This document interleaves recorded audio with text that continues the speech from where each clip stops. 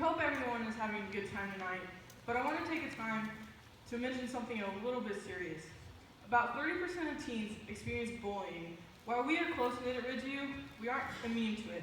The spoken word poem, To This Day, by Shane Koizan, discusses bullying and its long-term impact. Here's Alexis Schumm with To This Day.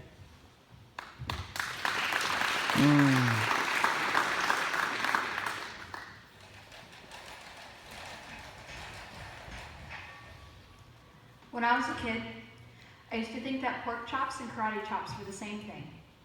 I thought they were both pork chops.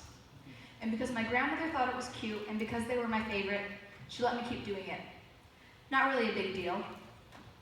One day, before I realized fat kids are not designed to climb trees, I fell out of a tree and bruised the right side of my body.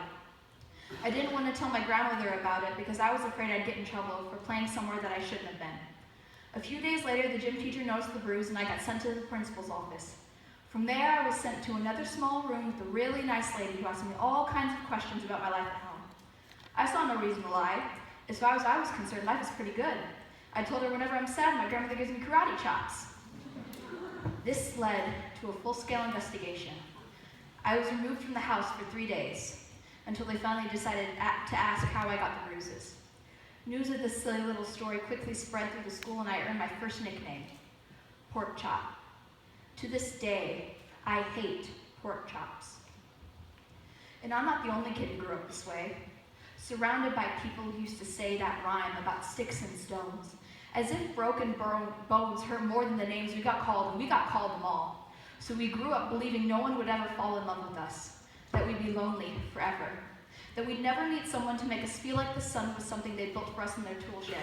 So broken heartstrings bled the blues as we tried to empty ourselves so we would feel nothing. Don't tell me that hurts less than a broken bone. That an ingrown life is something surgeons can cut away, that there's no way for it to metastasize, it does. She was 8 years old our first day of grade 3 when she got called ugly. We both got moved to the back of the class so we would stop getting bombarded by spitballs. But the school halls were a battleground where we found ourselves outnumbered day after wretched day. We used to stay inside for recess because outside was worse. Outside we'd have to rehearse running away or learn to stay still like statues, giving no clues that we were there. In grade 5, they taped a sign to our desk that read, "Beware of dog." To this day, despite a loving husband, she doesn't think she's beautiful because of a birthmark that takes up a little less than half of her face. Kids used to say that she looks like a wrong answer that someone tried to erase but couldn't quite get the job done. And they'll never understand that she's raising 2 kids whose definition of beauty begins with the word mom, because they see her heart before they see her skin, because she's only ever always been amazing. He was a broken branch, grafted onto a different family tree, adopted, not because his parents opted for a different destiny.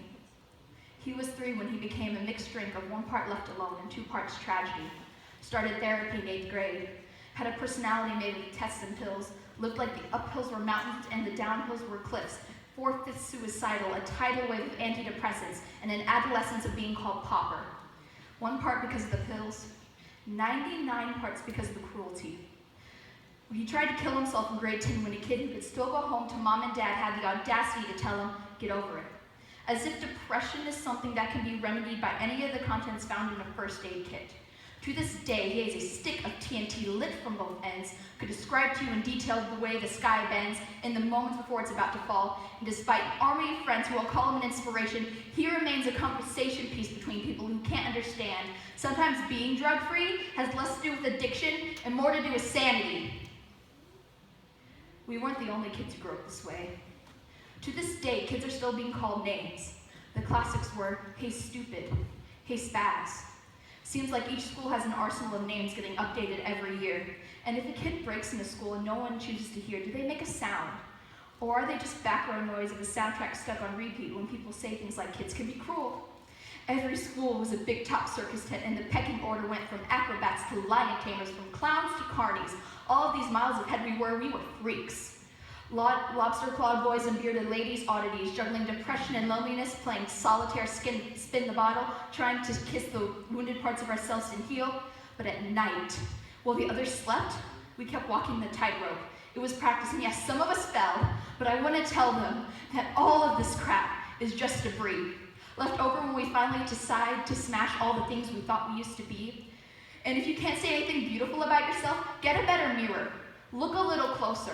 Stare a little longer, because there's something inside you that made you keep trying despite everyone who told you to quit. You built a cast around your broken heart and you signed it yourself. You signed it. They were wrong. Because maybe you didn't belong to a group or a clique. Maybe they decided to pick you last in basketball or everything. Maybe you used to bring bruises and broken teeth to show and tell but never told. Because how can you hold your ground if everyone around you wants to bury you beneath it? They have to believe that they were wrong. They have to be wrong. Why else would we still be here? We grew up learning to cheer on the underdog because we see ourselves in them. We stem from a root planted in the belief that we are not what we are called. We are not abandoned cars stalled out and sitting empty on a highway. And if some way we are, don't worry. We only got out to walk and get gas. We are graduating members from the class of piss off, we made it. Not the faded echoes of voices crying out, names will never hurt me. Of course they did. But our lives will only ever always continue to be a balancing act. It has less to do with pain and more to do with beauty.